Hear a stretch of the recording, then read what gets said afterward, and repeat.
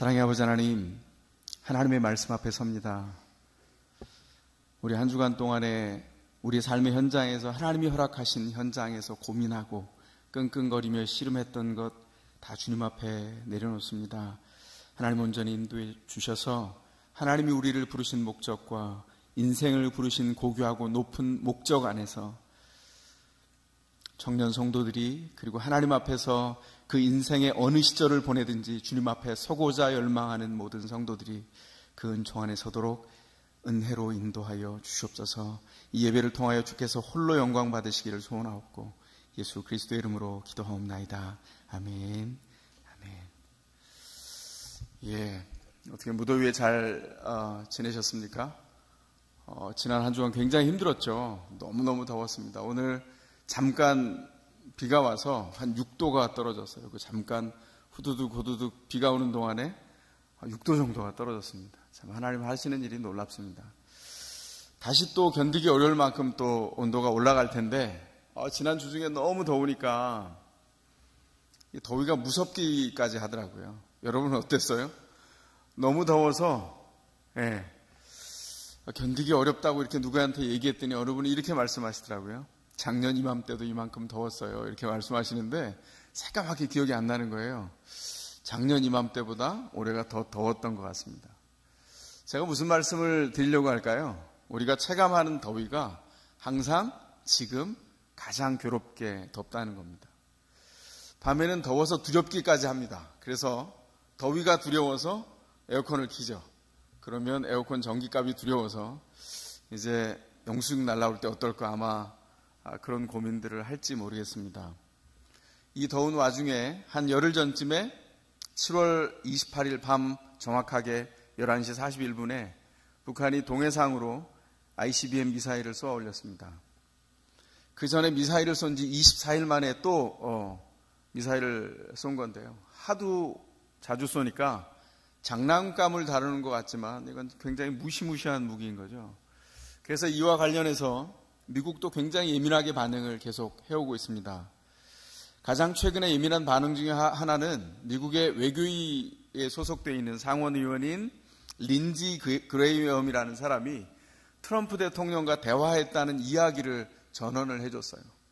그 내용이 굉장히 심각합니다. 트럼프 대통령이 이렇게 얘기했다는 거죠. 북한이 미국을 타격할 수 있는 핵미사일을 가지는 것을 결코 허용하지 않겠다. 김정은을 멈추기 위해서 만약에 전쟁을 해야 된다면 거기서 전쟁을 하겠다. 여기서 거기란 여기 대한민국을 포함한 한반도를 얘기하는 거고요. 수천에서 수만 명이 죽어야 한다면 거기서 죽게 될 것이다. 여기서는 안 죽는다. 이렇게 표현했다는 겁니다.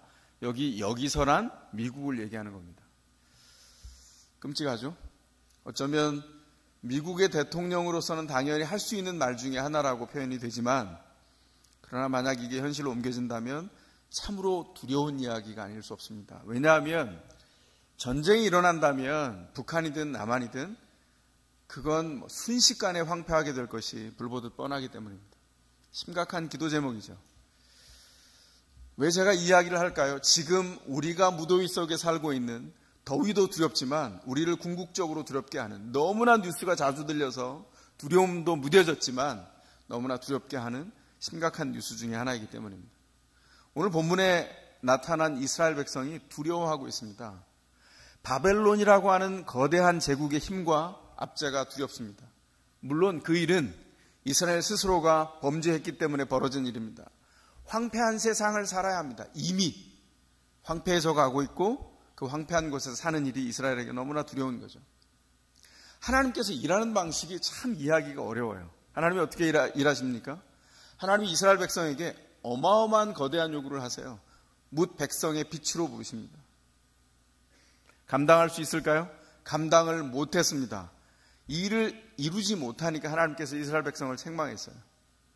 그런데 역설적이게도 그 책망하는 방법으로 이스라엘이 실패할까 봐 쓰셨던 바벨론, 그 바벨론도 하나님의 도구인데 도구로서 하나님의 의를 제대로 드러내지 못하니까 어떻게 됐죠? 그 도구도 심판하시겠다고 말씀합니다. 하나님이 참 일을 복잡하게 하십니다. 그런데 이렇게 복잡하게 하시는 이유가 두 가지가 있습니다. 방금 말씀드린 대로 먼저는 하나님의 목적이 있기 때문입니다. 하나님이 부르신 그 백성을, 특별히 이 본문에 나타난 이스라엘 백성을 뭇 민족의 빛이 되게 하겠다고 부르셨어요. 높은 부르심이 있는 거죠. 그래서 그 부르심에 합당한 삶을 요구하는 겁니다. 그런데 심각한 문제는 두 번째입니다. 뭘까요?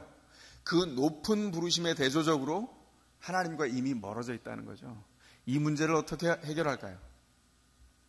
그래서 하나님은 작정을 하셨어요. 사실은 변함이 없는 겁니다. 뭘까요? 자기 백성을 원래의 목적대로 회복시키시고 부르신 높은 목적에 응답하도록 이스라엘이 실패한 현재 상태와 전혀 상관없이 하나님의 그 계획을 차곡차곡 한 걸음씩 실행을 하고 계시다는 겁니다. 그래서 오늘 본문에 보면 두 가지 명령을 하고 있습니다. 왜 그렇습니까? 이스라엘 백성들이 비방과 환난으로부터 두려움을 지금 실제적으로 느끼고 있기 때문입니다. 환난 때문에 오는 두려움 때문에 벌벌 떨고 있어요. 그래서 주님께서 환기를 시킵니다. 두 가지 명령으로. 그 첫 번째 명령이 생각하여 보라는 것입니다.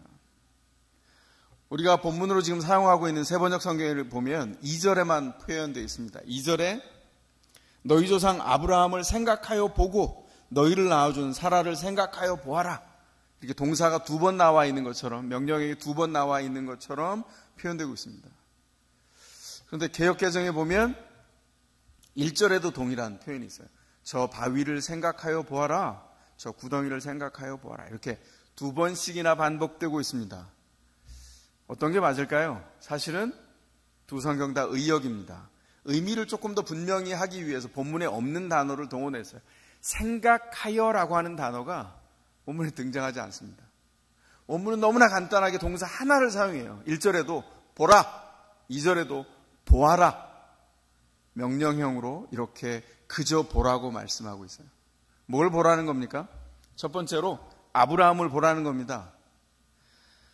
아브라함을 보면 1절에 나타난 대로 저 바위를 보아라 이랬는데 이것은 바위를 보는 게 아니라 아브라함이 어떤 존재였는지를 보라는 거죠. 아브라함이 아무것도 없었던 보잘것없는 존재였다는 거예요. 아브라함이 떨어져 나온 자리가 저 바위인데 참 보잘것없는 곳이었다는 거죠. 성경에 기록된 최초의 불임 여성이 여기 등장합니다. 누굴까요? 사라입니다. 사라를 보라는 것입니다. 나중에 열국의 어미가 되었던, 많은 사람들이 오고 오게 하는 열국의 어미가 된 그 사라의 생애를 한번 봐라. 그 생애가 어디서부터 시작됐냐면 저 작은 구덩이에서부터 시작되었다. 이렇게 말하는 겁니다. 무슨 뜻인가요? 아주 보잘것 없었다는 뜻인 거죠. 하나님께서 한 부부를 지명하셨습니다. 그리고 그 한 부부를 통해서 아브라함과 사라라고 하는 당대에 아무도 알지 못하는 무명의 한 부부를 들어서 상상 못할 큰 민족을 만들어 가세요. 이게 아브라함이 한 일입니까? 사라가 만들었습니까? 아닙니다. 하나님이 내리신 전적인 은혜입니다. 한 민족을 만드시기 위해서 하나님께서 전적인 은혜를 준비하셔서 죄 때문에 황폐했던 그 땅에 하나님이 그 부부를 지명하여 부르셔서 하나님의 뜻을, 하나님의 열심을 통하여 끝끝내 이루어내시고 큰 민족을 만드셨어요. 이 말씀을 듣고 있는, 봐라, 아브라함을 봐라, 사라를 봐라, 이 말씀을 듣고 있는 이 이스라엘 백성들, 환난 때문에 두려움에 쩔쩔매고 있는 이 백성들이 바로 자신들이 진 거죠. 아무것도 없었던 호롤단신이었던 불임 여성이었던 이 부부가 이 말도 안 되는 조건 안에서 이 큰 민족을 이루었다, 이렇게 말하고 있는 것입니다. 하나님이 뭘 말씀하시려고 이 일을 끌어낼까요? 죄 때문에 이미 이스라엘은 황폐했습니다. 그럼에도 불구하고 하나님은 심판 가운데 자신을 드러내시지만 그 심판조차도 위로로 드러내시기로 작정하신 거죠. 그래서 어떻게 하십니까? 하나님이 자기 백성을 버리지 않겠다고 말씀하는 겁니다. 인생의 광야에 있어서 회복을 간절히 바랍니다. 그런데 광야를 지나간 분들은 아시죠? 인생이 광야를 지나갈 때는요, 회복을 간절히 바라는데 회복할 힘이 없어요. 그게 광야에 사는 인생의 특징입니다. 그래서 어떻게 합니까? 회복해 하시는 하나님을 바라보는데 실패합니다. 그때 깨닫게 되죠. 이 간절한 바람조차도 하나님의 은혜가 없이는 내가 그 바람조차도 열매를 맺을 수가 없는 거구나. 그래서 우리가 우선 생각해 봐야 됩니다. 하나님은 보라 명령을 하셨는데 무엇을 보라는 겁니까? 지금 계속 말씀드리는 대로 아브라함과 사라의 인생을 보라는 거죠. 보잘것 없었던 출발을 보라는 겁니다. 큰 민족을 만드신 하나님의 은혜를 보라는 겁니다. 그런데 문제가 있어요. 그때 이루신 일을 이 말씀을 듣고 있는 1차 독자들인 이 사람들은 볼 수가 없어요. 왜냐하면 주전 8세기, 어떤 사람들은 6세기라고도 말하지만 주전 8세기에 이 일들을 명령으로 받고 있는 이스라엘 백성들은 그때로부터 1200년 전에 일어난 일이에요. 현실 안에 존재하지 않는 일을 보라고 지금 하는 겁니다. 그러면 도대체 하나님은 볼 수 없는 거를 왜 보라고 계속 명령하시죠? 왜 거기에 위로가 있다고 말씀하시죠? 그럼 어떤 일을 통해서 보라는 겁니까? 어떻게 보아야 합니까? 믿음으로 보라는 것입니다. 믿음의 명령이 준엄하게 떨어지고 있어요. 하나님이 살아계시고 어느 시대 안에 역사하고 계신다. 이게 본문 안에서 하나님이 끊임없이 시줄 날줄을 통해서 우리에게 말씀하시고자 하는 바입니다. 3절에 황폐한 시온을 위로하십니다. 황폐해져 있는 시온을 위로하는 방법이 무엇이냐? 하나님이 살아계신 것을 역사 안에서 믿음을 가진 자들이 그 눈을 떠서 볼 때 하나님의 위로가 그 보게 된 백성들 안에 있게 된다는 것이죠. 아까 말씀드린 대로 가만히 들여다보면 회복이 필요한 사람들에게 회복할 힘이 없어요. 어떻게 해야 될까요? 왜 이런 일이 벌어질까요? 정말 간절히 바라는데 두려움이 너무 커서 회복할 수 있는 비전조차도 너무 지쳐서 가질 수가 없게 된 거예요. 이럴 때가 있죠. 인생의 깊은 골짜기를 지나갈 때가 있습니다. 두려움이 너무 커져서 믿음도 알고 내가 믿은 지 5년 됐고 10년 됐고 20년 됐는데 내가 그건 머릿속으로는 아는데 마음속으로 도저히 힘을 낼 수 없는 그런 때가 있다는 것이죠. 하나님께 도움을 받고자 하는데 두려움이 믿음보다 훨씬 더 커져버린 겁니다. 그때 하나님께서 계속 말씀합니다. 믿음이 아니라면 하나님께서 위로하는 것을 볼 방법이 없다. 그래서 어떻게 하신다고요? 그것을 볼 수 없는 백성에게 내가 너희의 눈을 열어 보게 하겠다. 그리고 그 믿음도 은혜로 주세요. 사람들은 이렇게 생각합니다. 믿음은 내가 교회 안에 와서 한 1년쯤 지나서 새가족 수료하고 새가족 교육을 마친 다음에 성경 공부 한 가지, 두 가지쯤 지나면 이제는 내가 믿음이 생겼어. 믿음을 가지고 간구를 하면 하나님께서 그 기도를 들으신다고 생각해요. 그건 믿음의 일부입니다. 하나님이 우리에게 원하시는 믿음이 뭐죠? 그 믿음은 어떤 상황 가운데 처해도 하나님이 옳다라고 하는 것을 마음 깊이 인정하는 겁니다. 참 어렵죠. 우린 믿음으로 기도하지만 그 기도는 사실 어떤 기도죠? 내가 원하는 것을 하나님이 반드시 들어주시도록 관철할 때까지 기도의 자리에 앉는 믿음인 거죠. 그래서 벼랑 끝에서 늘 기도합니다. 하나님, 제가 지금 작전 기도하는 거 아시죠? 제가 말 안 해도 하나님이 아시겠는데 지금 말합니다. 이번 딱 20일만 제가 기회를 드릴 겁니다. 하나님, 제가 기도하는데 꼭 들어주셔야 돼요. 이렇게 기도해요. 믿음의 초보 때는 알지 못하니까 하나님께서 그 기도를 들어주시기도 합니다. 그런데 주님 앞에 더 나아가서 믿음 가운데서 뭇민족의 빛이 될 더 깊은 인생으로 빚어져야 될 사람들에게는 하나님께서 다른 방법으로 나타나십니다. 뭐 해야 되기 때문이죠? 믿음으로 눈을 떠서 보아야 되기 때문입니다. 하나님이 원하는 믿음은 우리가 말해왔던 통상적으로 통용되고 있는 그런 믿음이 아니라 하나님께서 은혜 가운데 우리에게 주신 믿음입니다. 믿음이 어떻게 우리에게 왔죠? 하나님이 은혜를 통해서 우리에게 부으셨어요. 은혜는 무엇입니까? 우리의 모든 행동보다 한 발 먼저 있는 것입니다. 은혜, 정의를 하자면 우리의 어떤 행동보다 먼저 있는 것, 그게 은혜입니다. 그러면 믿음은 어떻게 왔죠? 하나님이 우리의 모든 행동보다 먼저 계셔서 우리에게 먼저 주신 거예요. 그래서 어느 신학자는 이렇게 얘기했습니다. 하나님은 우리에게 은혜를 주시고 우리에게 이미 주셨던 믿음의 손을 통하여 그 은혜를 받게 하신다. 신비인 거죠. 신비인 겁니다. 어떻게 일이 가능합니까? 하나님을 계속해서 따라가며 연결될 때 가르쳐요. 여기 샘물중고등학교 졸업생이 있어서 제가 신비한 7글자를 다시 한번 환기시키면 예수께 붙어 있기죠. 그죠? 예수께 붙어 있기. 붙어 있을 때 우리에게 주어지는 신비예요. 그럼 붙어 있는 게 행동입니까? 아니요. 붙어 있는 건 여기만이 내가 있을 자리야 라고 하는 것을 알 때 우리에게 주어지는 자연적인 거예요. 그건 행동이 아닙니다. 은혜를 아는 사람들의 삶의 자연스러운 결과인 거죠. 하나님이 원하시는 일이 무엇이었다고요? 믿음의 눈을 떠서 보라 할 때 볼 수 있는 은혜가 우리 가운데 있는 겁니다. 믿음을 동원하여 보는 거죠. 자신의 육신으로 보지 못했던, 자신이 살았던 시대에 1200년 전에 일어난 일을 이 현장 안에서 보게 되는 거예요. 그럼 어떤 일이 벌어질까요? 이전과 완전히 다른 삶을 살게 되는 거죠. 모세가 이 아브라함과 사라를 통하여 역사하셨던 하나님을 그의 인생의 연단 안에서 본 다음에 어떤 일을 했죠? 인생 80에 미디안 광야에서 하나님이 부르셨을 때 부르심에 응답하여 이제껏 살았던 것보다 상상할 수 없는 더 어려움이 있는 부르심 안으로 들어가 애굽으로 다시 가서 하나님의 백성을 출애굽시키는 놀라운 일의 인도자가 되기로 작정하고 부르심에 응답합니다. 그 생애를 살아갑니다. 여호수아는 어땠죠? 그 모세와 함께 있으면서 믿음의 사람, 믿음으로 하나님의 역사를 보았던 사람을 따라다니면서 모세의 뒤를 따라 하나님의 일하심을 봤어요.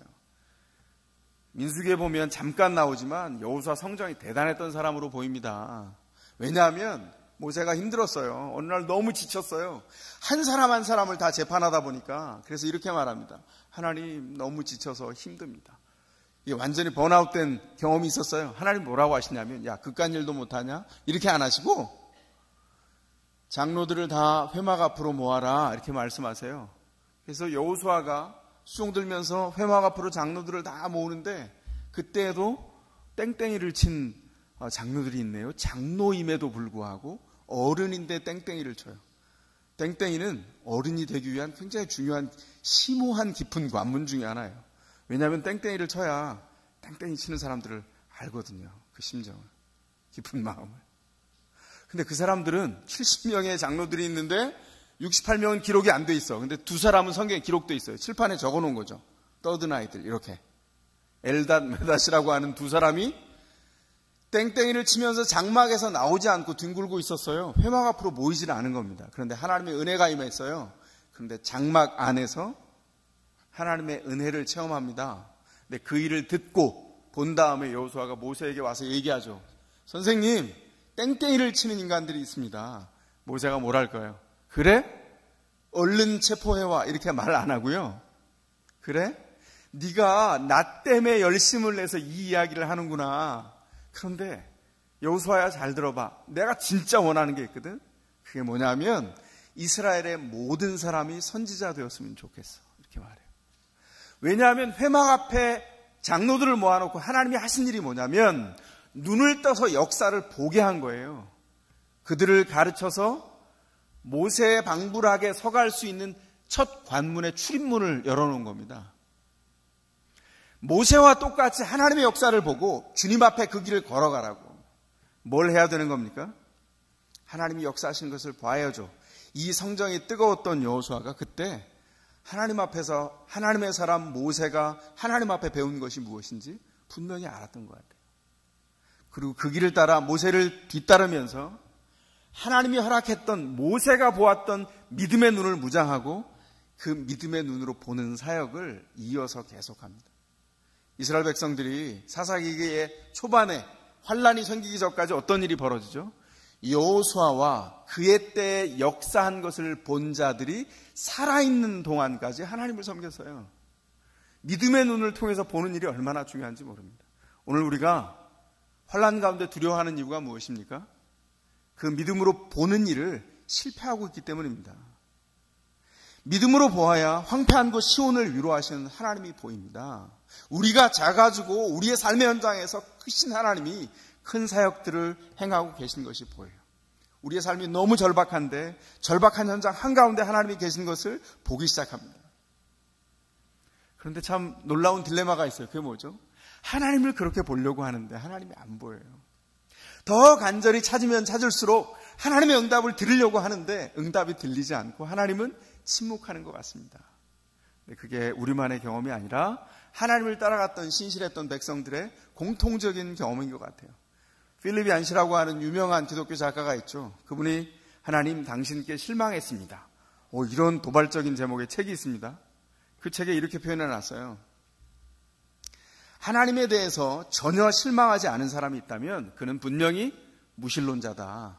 왜냐하면 무신론자는 하나님께 아무것도 기대하지 않기 때문이다. 이렇게 써놨어요. 그러니까 우리가 왜 실망하게 되죠? 하나님께 기대하기 때문입니다. 하나님께 간절히 나아가기 때문이에요. 그런데 무엇을 모를까요? 하나님이 우리가 원하는 시간 안에서 일하지 않고 하나님의 더 크신 시간 안에서 일하고 계시다는 것을 놓쳐버려요. 우리가 너무 급하기 때문이죠. 우리가 너무 절박하기 때문이에요. 그래서 우리가 묵상하고 있는 이사야서 45장, 이미 묵상이 지나온 45장 15절에 이렇게 말씀하세요. 이사야가 하나님을 이렇게 설명합니다. 구원자이신 이스라엘 하나님, 진실로 주께서는 자신을 숨기시는 하나님이십니다. 이렇게 설명하세요. 하나님은 간절히 찾는 백성 앞에서 자신을 숨기십니다. 이게 어떤 때의 맥락입니까? 이스라엘이 우상 숭배로 인해서 죄가 끝까지 갔어요. 이제 멸망해서 바벨론의 포로로 끌려가게 됐습니다. 이사야 선지자를 통해서 예언하게 하세요. 이스라엘은 무너져가고 있습니다. 사람들이 회복을 간구하는데 하나님은 숨으셨어요. 왜 그렇게 하셨을까요? 때로는 하나님이 숨으셔서 자기를 나타내세요. 참 놀라운 역설이죠. 그럼 우리가 뭘 해야 되죠?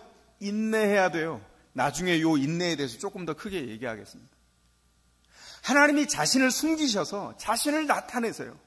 하나님이 우리에게 숨겨지시는 동안 우리는 하나님의 크심을 계속해서 보도록 우리의 시간을 계속 보내게 됩니다. 근데 그 시간은 견딜 수 없이 괴롭죠. 하나님이 우리 가운데 숨기셔서 너희가 지금 내 계획을 다 알려주셔도 너희가 감당하지 못하니까 내가 지금 숨긴다. 그리고 우리의 삶이 숙성되고 익을 때까지 우리를 익히시는 거예요. 하나님 우리를 만백성의 뭇 백성의 빛이 되게 하시기 위해서, 뭇 백성의 잔치를 하시기 위해서 아주 잘 숙성되고 익은 음식으로 만드시는 것 같아요. 근데 그 시간 동안 우리가 견디기 어렵죠. 하나님께 기대하는 것을 그러나 멈추지 않아야 합니다. 왜냐하면 끝끝내 하나님께서 역사하고 있는 현장은 멈춘 적이 없기 때문이에요.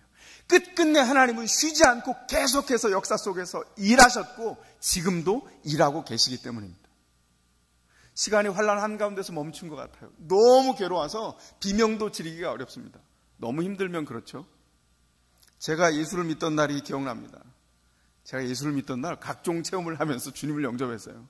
근데 제가 예수를 믿기 전에 제 애인이 있었거든요. 경월이와 청자, 경월씨, 청자씨 이름이 좀 촌스럽죠. 이분들은 경월씨는 전국을 주유하던 이렇게 큰 병의 소주 이름이고요. 청자씨는 그때 보편적인 청년들이 돈이 없어서 중간급으로 200원짜리 하던 보급용 담배 이름입니다. 제가 열심히 술 마시고 열심히 담배 폈어요. 예수를 믿던 날 한꺼번에 다 끊었습니다. 왜냐하면 제게 더 이상 필요하지 않으니까. 예수를 섬기는데 이것이 내게 방해가 될 것이 그날로 끊었어요. 문제는 금단현상이 오는 거죠. 몸에 위경련이 왔어요.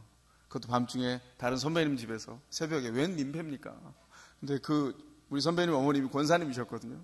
새벽에 온 가족이 다 나와서 저를 이렇게 눕혀놓고 배에다 손을 대고 기도하시는 거예요. 찬영아 기도해라 이렇게 막 기도. 제가 왜냐하면 너무 아프니까 위경련을 처음 알아봤거든요. 그때 아이고 밖에 소리가 안 나오더라고요. 나는 간다 이러면서 계속 소리를 냈어요. 그랬더니 기도해라 찬영아 이러시더라고요. 권사님이. 그래서 제가 어떻게 했을까요? 기도했습니다. 아이고 주여 내가 갑니다 주여 이렇게 기도했어요. 기도하다가 권사님을 비롯한 모든 가족들이 막 웃으면서 다 뒤로 자빠지는 거예요. 그런 경험을 하면서 예수를 믿고 시작을 했습니다. 하나님께서 우리 안에서 역사하실 때, 우리 안에 정말 간절히 필요한 것들을 간구하게 하실 때, 우리가 절박하게 기도가 필요할 때는 기도가 안 나와요. 어떻게 해야 된다고요?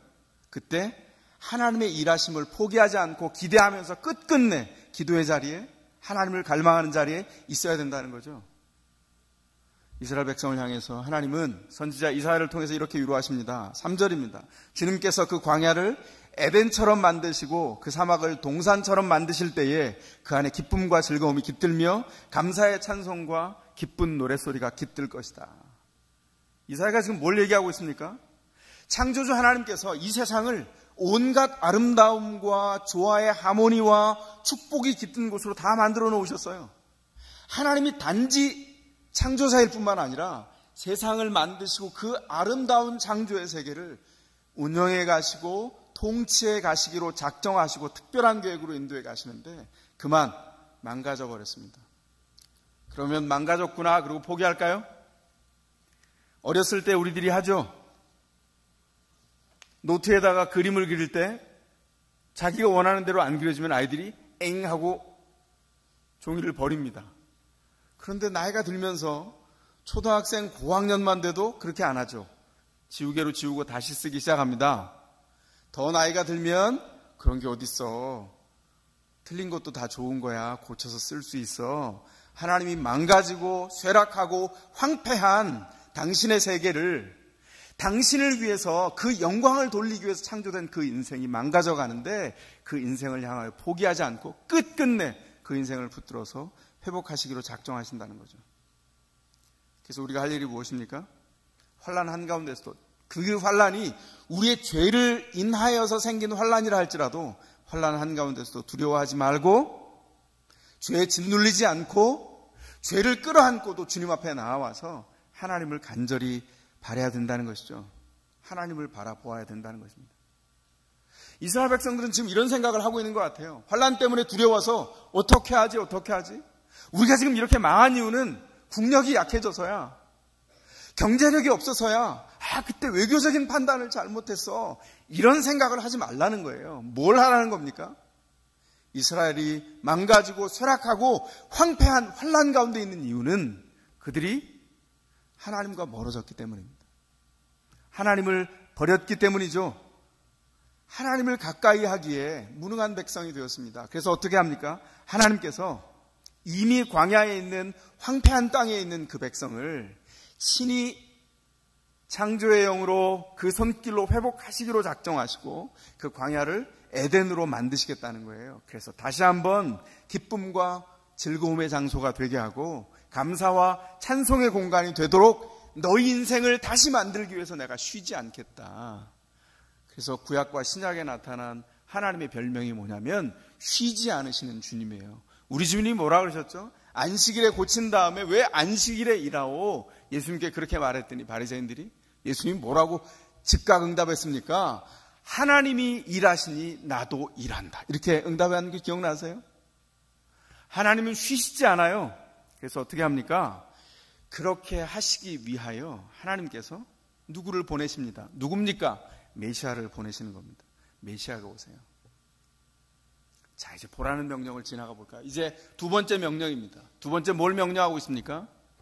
하나님께 들으라고 명령하고 있어요. 신명기에서 보았던 쉐마 이스라엘을 들으라 이스라엘 했던 그 쉐마, 그 명령이 여기 계속되고 있습니다. 1절과 4절과 7절 계속 반복됩니다. 하나님께 듣는 것에서 믿음이 나오기 때문입니다. 믿음이 있어야 보기 때문입니다. 믿음이 있어야 하나님께서 일하심을 보고 황폐한 곳을 에덴으로 만들어 가시는 주님의 사역에 동참하며 누릴 수 있기 때문이죠. 그래서 3절에 광야를 에덴처럼 만드시는 하나님을 소개한 다음에 귀담아 듣고 4절입니다. 마음에 간직하여 듣고 7절입니다. 그 명령들을 이어갑니다. 여기선 근데 주제가 바뀌었어요. 4절 이하에서는 어떤 얘기를 합니까? 하나님의 우주적이고 영원한 사역을 강조하고 있어요. 이게 무슨 소리입니까? 이 절박해서 죽기 직전인데 구원이 단지 아브라함의 자손만 구원하지 않고 온 인류 아담의 자손까지 구원하여 성취하겠다. 이런 사실은 피부에 와닿지 않는 이야기를 지금 하고 있는 거예요. 4절에서 이렇게 말씀합니다. 나의 의는 만백성의 빛이 될 것이다. 온 땅의 모든 사람들이 기다리고 있는 것입니다. 그런 의미에서 하나님이 이루시는 구원은 이스라엘이 곤경에 직면했던 바벨론에서부터의 구원 정도에 그치지 않고 4절에서 8절에서 계속 나타나는 대로 우주적인 문제이고 시간을 초월하는 문제인데 이걸 하나님께서 해결하겠다고 말씀하세요. 이스라엘의 근본적인 문제가 더 열악하고 위험해 보이는 환경의 문제가 아니라는 거예요. 지금 두려워 떨고 있는 이 환경이 바뀌면 나아질 텐데 라고 하는 생각에 응답하는 것 정도가 하나님의 계획이 아니라는 거죠. 우리의 궁극적인 공경은 먹고 사는 문제가 해결되지 않은 불안과 두려움에 있지 않다. 이게 하나님이 우리에게 주시는 중간 대답입니다. 두려움에 떨고 있으니까 어떤 사람은 이렇게 말할지 모르겠어요. 평안한 환경 가운데 있는 사람은 어이구 믿음이 없으니까 떨지. 근데 이 사람들이 믿음의 초보가 아니에요. 실절에서 뭐라고 말합니까? 의를 간직한 백성이고 마음속에 하나님의 율법을 간직한 백성이라고 말합니다. 이 사람들 오랫동안 하나님을 알아왔어요. 그런데 두려움에 떨고 있습니다. 뭘 얘기하고 있는 겁니까? 이들이 그동안 달달달달 외워왔던 마음속에 간직한 그 율법이 그들이 당면한 문제 앞에서 아무런 힘을 발휘하지 못하는 겁니다. 그런 때가 혹시 있지 않았나요? 내가 믿음의 사람인데 왜 이렇게 떨고 있지? 도대체 이게 뭐야? 이게 뭐야? 하나님이 공급하시는 양식을 먹는 게 아니라 만나를 계속 드시는 분 계시지 않으세요? 만나의 뜻이 이게 뭐야잖아요. 이게 뭐야? 이게 뭐야? 삶의 현장 안에서 이게 뭐야? 이런 생각이 들 때가 있다는 것이죠. 그들이 가지는 의가 전혀 힘과 능력을 발휘하지 못합니다. 어떤 문제 때문에? 그들이 가지고 있는 궁극적인 문제를 직시해서 보지 못하기 때문입니다. 그들이 가지고 있는 궁극적인 문제가 무엇입니까? 하나님과 멀어져 있기 때문이라는 거죠. 그건 이스라엘만의 문제가 아니라 인류 전체의 문제입니다. 그렇기 때문에 하나님께서 우주적인 차원으로 끌어올려서 이 문제를 도발하고 계신 겁니다. 이것은 우주적인 문제입니다. 우리가 지금 직면하고 있는 지긋지긋한 환경 정도를 탈출하는 정도가 아니라 그 일은 오히려 작은 일이라고 성경의 시각을 통해서 우리에게 말씀하고 계세요. 우리에게 뭘 얘기하라고요? 뭘 보게 하라고요? 뭘 주목해서 보아야 한다고요? 하나님께서 이루어 가시는 사역의 현장을 보라는 거예요. 그런데 너희가 하나님께로부터 멀어져서 죄의 속박 가운데 있어서 궁극적인 희망이라고는 없는 황폐한 곳에 지금 머물고 있다는 것이죠. 하나님은 정확하신 분이기 때문에 하나님의 일하심과 언약 안에서 돌아가지 않고 있는 세상, 부르심에 응답하지 않고 있는 사람들, 믿는 사람이든 믿지 않는 사람이든 모두를 포함해서 그 세상과 그들이 살고 있는 그 환경을 향하여 심판을 선포합니다. 심판은 하나님의 살아계시는 또 다른 증거예요. 그래서 어떻게 합니까? 하늘이 연기처럼 사라지고 땅이 옷처럼 다 해져서 너덜너덜해지는 것을 보게 하고 사람들이 꿋꿋하게 사는 것 같은데 하루살이처럼 멸절되는 것을 보게 한다는 거예요. 이건 뭘 얘기하는 겁니까? 하나님이 살아계셔서 역사를 주관하고 계시다라고 하는 것을 이야기하는 겁니다. 제가 계속 말씀드렸는데 하나님이 일하시는 스케일이 너무 커서 실감이 안 나죠. 근데 한 번만 더 들여다보면 우주적이고 영원한 이 스케일이, 이 역사하시는 하나님의 방법이 가장 현실적인 우리에게 임한 우리의 문제라는 것을 발견하게 되는 거예요. 우리가 그토록 원했던 일이 무엇입니까? 우리의 일상의 안정과 성공을 향한 준비입니다. 스펙을 많이 쌓아서 우리 청년들 대학 다니는 동안에 토익도 하고 자격증도 따고 취업을 준비하기 위해서 공무원 시험, 그 다음에 각종 고시들, 대기업에 취직하기 위한 루트, 모든 정보를 모아놓고 하나하나 따져보면서 깨알같이 준비하고 스펙을 쌓아요. 그런데 북한이 미사일을 쏩니다. 북한이 미사일을 쏴요. 그게 어떤 문제냐면 하루아침에 하늘이 연기처럼 사라지고 땅이 너덜너덜해지는 옷처럼 헤어지는 일을 얘기하고 있는 거예요. 이건 먼 얘기가 아니라 우리 가까이에 있는 우리 안방에 떨어지는, 우리 바로 한복판에 떨어지는 우리의 이야기입니다. 하나님이 이 일을 어떻게 해석하신다고요?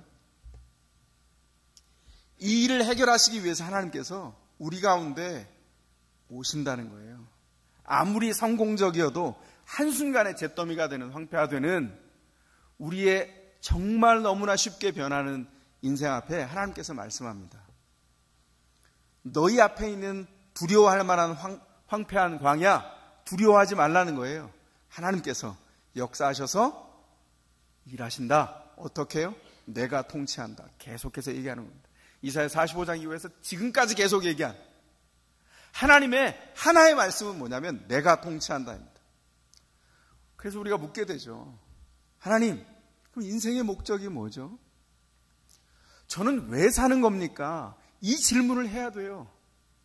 근데 우리 청년들은 너무나 분주하고 볼 게 많죠. 한편으로 스펙을 막 이렇게 쌓다가 너무 스트레스가 쌓이니까 한편에는 쉬어야 되니까 주말에는 예능을 봅니다. 무한도전 뭐 이런 거. 예. 그래서 어떻게 해요? 생각할 시간이 없어요. 뭘 하라고요? 생각해야 된다고요. 어떻게 해요? 인생의 목적이 무엇인가? 나는 왜 사는가? 지금 계속해서 환난 가운데 두려움에 직면해 있는 이유는 바로 이 질문을 끊임없이 던지게 하는 겁니다. 우리 안에서 계속 그 질문이 나와야 돼요. 우리가 사는 이유는 뭐지? 인생의 목적은 뭐지? 문민족의 빛이 되라고 하는 그 부르심은 하나님과 하나 되는 연합 속에서 하나님의 영광을 나타내는 열망을 가진 사람들, 그 사람들을 창조하셔서 이루어 가실 거예요. 하나님의 영광을 위해서 내 부르심이 있어. 내 삶이 여기 부르심 받은 이유가 뭐야? 하나님의 영광. 그 일을 아멘하고 아는 사람들이 눈을 떠서 보게 될 때 세상은 달라지는 겁니다. 그런데 그 일이 그렇게 쉽게 이루어지지 않아요. 우주의 문제가 근본적으로 풀리지가 않는 겁니다. 왜냐하면 그 능력이 없어요. 간절한데 그 능력이 우리에게 있지 않습니다. 그래서 이사야를 통해서, 선지자 이사야를 통해서 하나님께서 하나님의 계획을 우리에게 알려주십니다. 누가 오시는 거죠? 이사야 53장에. 이사야 53장으로 가면 분명하고 뚜렷하게 말씀합니다. 누가 오십니다. 설명하고 있는데 누가 오십니까? 제가 읽어볼까요? 1절 이하입니다. 우리가 들은 것을 누가 믿었느냐? 주님의 능력이 누구에게 나타났느냐? 하나님께서 말씀하신 것, 하나님의 일하심을 이야기하고 있는 겁니다. 믿음은 들음에서 나요. 들어라 이렇게 말씀하는 겁니다. 2절 이하입니다. 그는 주님 앞에서 마치 연한 순과 같이 마른 땅에서 나온 싹과 같이 자라서 그에게는 고운 모양이 없고 훌륭한 풍채도 없으니 우리가 보기에 흠모할 만한 아름다운 모습이 없다. 아니, 누군데 이렇게 설명하지?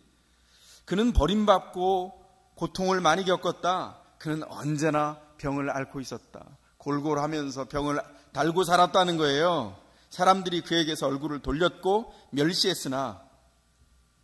멸시했으니 우리도 덩달아 그를 귀하게 여기지 않았다. 쭉 내려가보면 5절에 이렇게 말씀합니다. 그러나 그가 찔린 것은 우리의 허물 때문이고 그가 상처를 받은 것은 우리의 악함 때문이다. 그가 징계를 받음으로써 우리가 평화를 누리고 그가 매를 맞음으로써 우리의 병이 나았다. 이렇게 말씀합니다. 그가 징계를 받음으로 우리가 평화를 누립니다. 환난 가운데 있는 두려움이 사라져버렸어요. 두려움이 사라져버렸다고요. 우리 안에 어떤 일이 생겼다고요? 평화가 우리 가운데 있어서 그를 만난 자마다, 그의 은혜를 입은 자마다 평화를 누리게 되었다. 누구를 얘기하고 있습니까? 메시아 예수 그리스도를 얘기하고 있는 겁니다.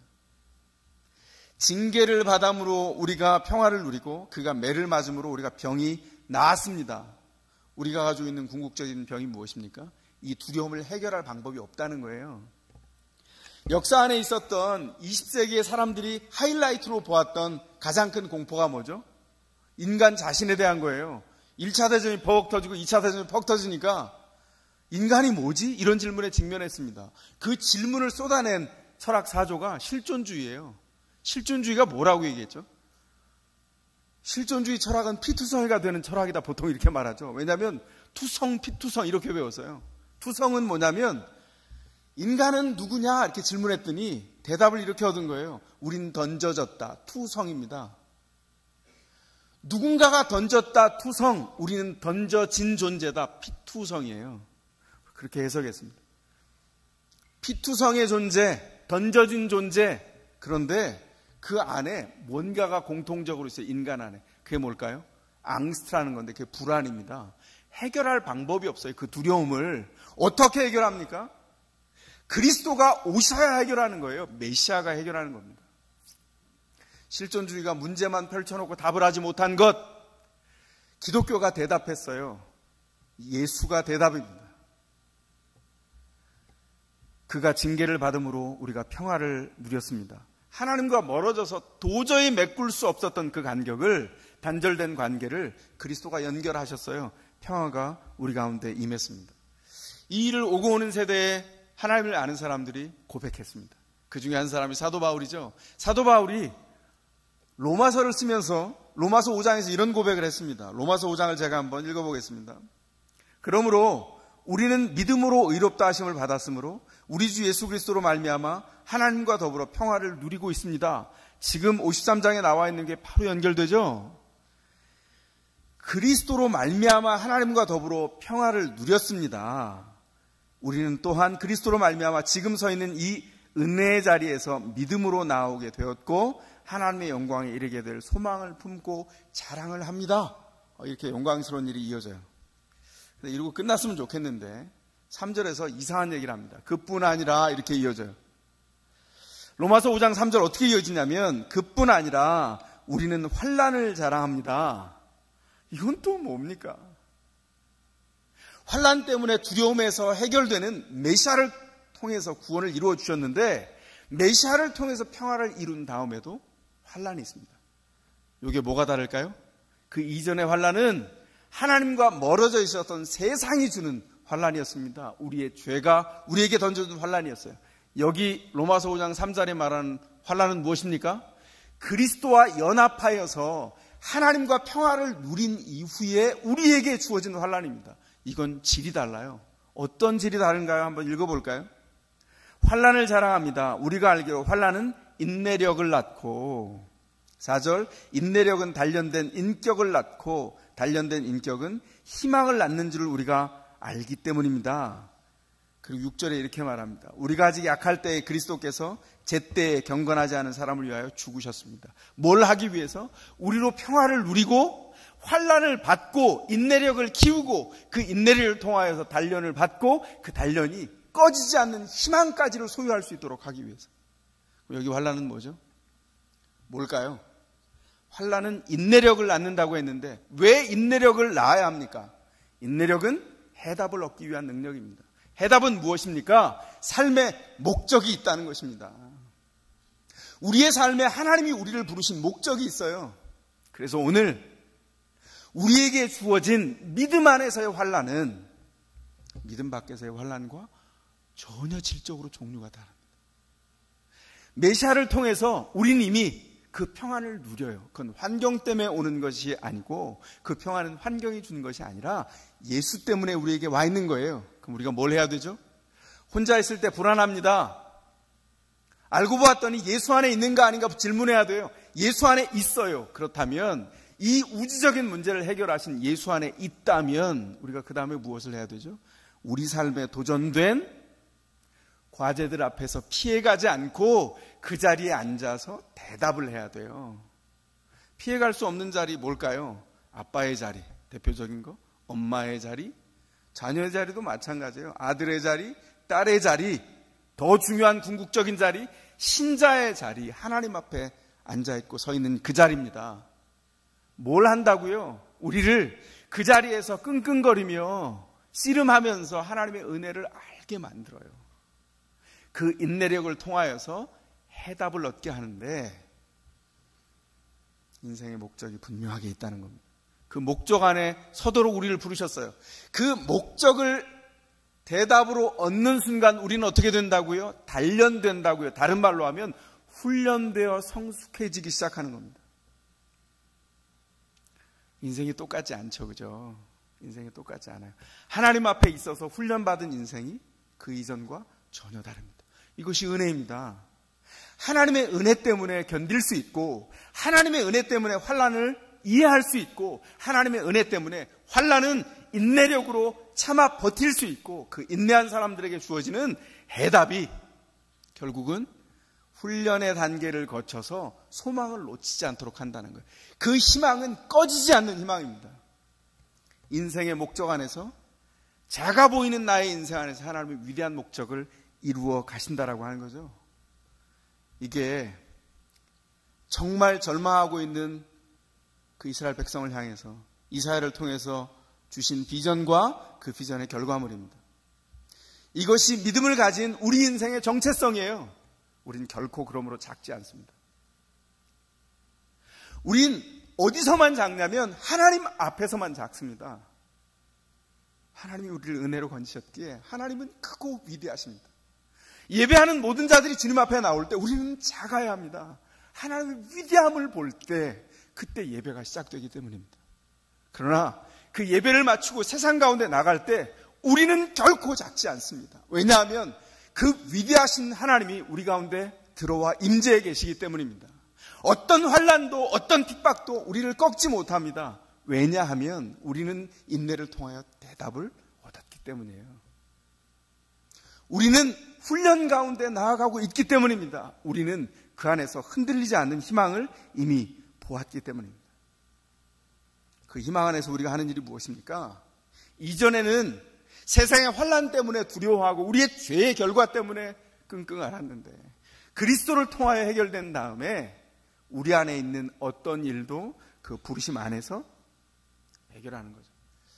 그래서 로마서 5장 바로 옆에 있는 4장에서는 사도 바울이 아브라함에 대해서 이렇게 평가해놨어요.